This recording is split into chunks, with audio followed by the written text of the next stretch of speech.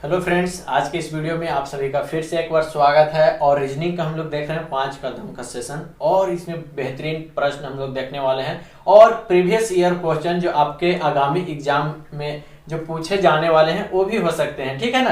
तो सबसे पहला प्रश्न की ओर हम लोग बढ़ते हैं और देखिए बहुत ही बेहतरीन सवाल है और ऐसा सवाल आपको एग्जाम में देखने को मिल सकता है। राकेश ने एक दर्पण में दीवार घड़ी का प्रतिबिंब देखा। क्या देखा? घड़ी में एक समय बजा हुआ है, तो घड़ी में वास्तविक समय नहीं देखा, वो दर्पण में देखा, यानी कि शीशा में देखा कि इतना बजा हुआ है। कितना? दर्पण में देखने पे उस घड़ी द्वारा दिखाया गया 7 घंटा 25 मिनट, यानी कि 7:25। तो घड़ी का दिखाएगा वास्तविक समय क्या है। अगर ऐसा सवाल आ जाए, देखिए शीशा में देख रहा है जी, इस शीशा में है और घड़ी ये है, ये घड़ी का अलग समय है जो पूछ रहा है। शीशा में कितना बज रहा? 7:25 बज रहा। तो घड़ी में कितना बजेगा? घड़ी में वास्तविक समय कितना बज रहा? तो आपको बताए हैं कि दर्पण अगर पूछ देगा कि दर्पण में अगर रहेगा सवाल दर्पन वाला, तो क्या करना है? 11:60 से क्या घटा देना है? 7:25। अब घटाइए तो ये आ गया 5 और ये आ गया आपका 3, यहाँ पे हो जाएगा और यहाँ पे क्या आ जाएगा? 11 में से 7 जाएगा तो 4, यानी कि 4:35, यानी कि 4 घंटा 35 मिनट। कहाँ गया? 4 घंटा 35 minute. Option number A is the correct answer. दर्पण दिया रहेगा तो कुछ नहीं, जो आपका समय दिया रहेगा 11:60 से घटा देना है, ठीक है ना। अगर दर्पण पूछेगा तो 11:60 से घटाना है। अगर पूछेगा जल में प्रतिबिंब रहेगा कि इतना बज रहा है, तो वास्तविक समय क्या है घड़ी का। तो अगर जल में पूछेगा तो 18:30 से घटाना है, ठीक है। बात सबको समझ गया ना। दो ही यहाँ पे याद रखना है। दर्पण पूछेगा तो 11:60 से इसको घटा दीजिए और जल पूछेगा, यहाँ पे वो पूछ देता है कि राकेश ने जल में प्रतिबिंब देखा, घड़ी का प्रतिबिंब देखा जल में कि इतना बज रहा है, तो वास्तविक समय बताइए घड़ी का। तो 18:30 से घटा देना है, ठीक है। बहुत ही बेहतरीन सवाल था, आप सभी को अच्छा भी लगा होगा। तो चलिए आज का दूसरा सवाल यह है, कथन और निष्कर्ष से दूसरा सवाल। सबसे पहले क्या पढ़ना है? कथन को पढ़ना है और उसको निष्कर्ष निकालना है। कथन देखिए, कोई कुत्ता टाइगर नहीं है, कोई कुत्ता टाइगर नहीं है जी। देखिए बनाइए इसको, ये है कुत्ता लिख दिए। कोई कुत्ता क्या है? टाइगर नहीं है। टाइगर यानी कि बाघ, इसको लिखिए। कोई कुत्ता टाइगर नहीं है। कुछ बाघ जानवर है, कुछ बाघ है जो क्या है? जानवर है, ठीक है। कुछ बाघ जानवर है। निष्कर्ष देखिए, कुछ कुत्ते जानवर है, कुछ कुत्ते जानवर है नहीं, कोई निष्कर्ष यहाँ पे नहीं निकल रहा।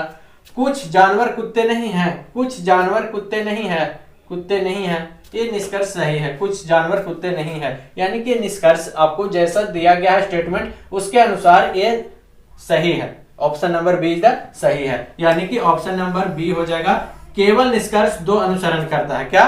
केवल निष्कर्ष 2 अनुसरण करता है, ये आपका सही हो जाएगा, ऑप्शन नंबर बी। अगला सवाल देखिए, अगला सवाल क्या बोल रहा? ये भी बहुत ही अच्छा सवाल है। दिए गए शब्दों को उस क्रम में व्यवस्थित करें जैसे शब्दकोश में होते हैं, यानी कि डिक्शनरी में जैसा शब्द होता है उस तरह से इस शब्द को क्या करना है? सजाना है। डिक्शनरी में क्या होता है? पहले ए वाला को सजाता है, उसके बाद बी वाला को, उसके बाद सी वाला को, इसी तरह से न करता है। तो इसी तरह से हमको करना है। तो क्या करना है? एफ दिया गया है, एफ से संख्या स्टार्ट है, तो हम क्या करेंगे? एफ, उसके बाद ओ है, उसके बाद आई और यू है। तो एफ के बाद ओ और आई और यू है जी। तो देखिए, तो ओ पहले होगा कि आई होगा कि यू होगा?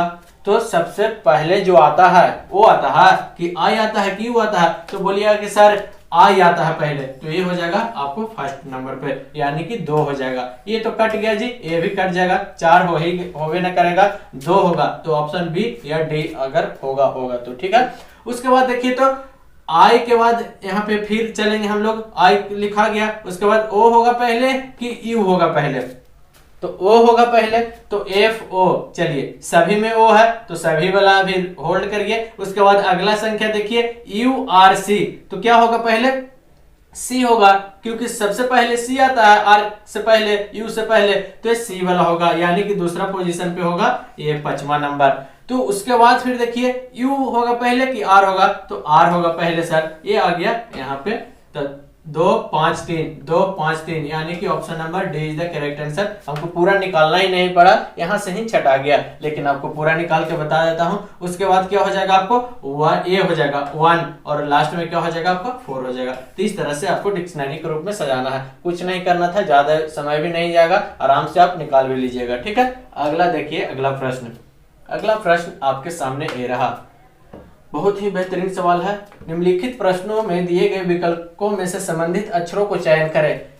GRQ KUS तो ISIG। अब अगला संख्या क्या होगा, देखिए तो G, हम GRQ ऐसे लिखते हैं ताकि आपको आसानी से समझा सके। ठीक है, चलिए SIG। अगला संख्या क्या होगा, देखिए तो हम इसको नंबर लिख देते हैं तो ज्यादा बेहतरीन साबित होगा। 7 R के क्या हो जाएगा आपका 18 और Q का 17, यहाँ पे K 11 और U 21 और S 19, यहाँ पे S 19 हो जाएगा और I 9 हो जाएगा और G 7 हो जाएगा। देखिए तो 7 और 4 11, 4 बढ़ा जी, उसके बाद 18 और 3 21, 3 बढ़ा, 17 2 19, 2 बढ़ा, यानी कि पहला संख्या है जो 4 बढ़ रहा, दूसरा संख्या 3 बढ़ेगा और तीसरा संख्या 2 बढ़ेगा। उसी तरह से पहला संख्या 4 बढ़ेगा, उसके बाद दूसरा संख्या 3 बढ़ेगा और तीसरा संख्या 2 बढ़ेगा।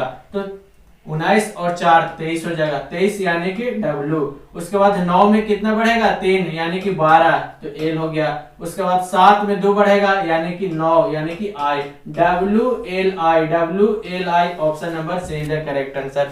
बस आपको पैटर्न पता चल जाएगा पहल का, तो दूसरा का आसानी से वैसे कर सकते हैं। तो पैटर्न हमको पता चल गया कि फर्स्ट लेटर 4 बढ़ रहा, सेकंड लेटर 3 बढ़ रहा और तीसरा लेटर 2 बढ़ रहा। उसी तरह से हम उसको सजा देंगे, है ना। बहुत ही आसान सवाल था।